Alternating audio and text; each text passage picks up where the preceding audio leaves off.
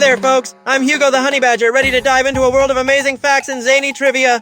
Buzzed and ready like a bee in a blooming garden. Today we're exploring a perfectly puzzling question. How does growing up as the child of a US president shape someone's life?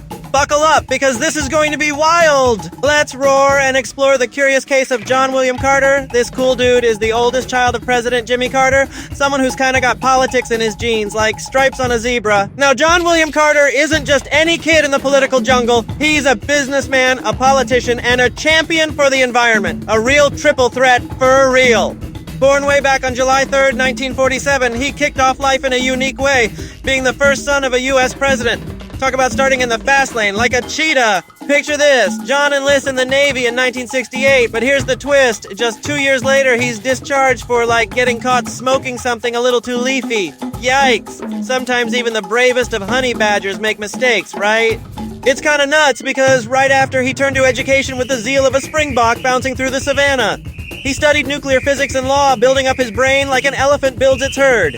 Big and strong. But here's something to get your tails wagging. John made it all the way to running for the US Senate in 2006. Can you imagine? Racing in like a gazelle on a mission. Though he didn't win, it shows how even lions have tricky battles sometimes. And speaking of tricky, let's transition to his family. It's quite the creative clan. Speaking of family, there's a patchwork quilt of creativity there too. His stepdaughter Sarah is an artist. She paints stories with the flair of a peacock showing off its feathers. And his stepson films with a sharp eye, crafting tales richer than a honeycomb. So how did the Vietnam War play into all this? Well, folks, this historic elephant in the room left a big footprint. Imagine a time when the world was as rumbly as a herd of stampeding buffalo.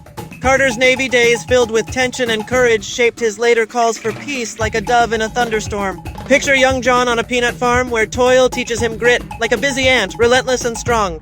This early chapter sowed seeds for his future endeavors, branching out like a mighty baobab tree. Here's a wild thought. What if he hadn't left the Navy in 1970? I wonder if he'd have become a roaring military leader or stayed a peppy political penguin. We'll ponder more about how wartime shapes folks in our next episode, for now, keep your tails twitching! Good day, curious little ones, and be at the top of your Carter class. Until next time, Hakuna Matata, and remember, there's always room in our learning safari for surprising twists.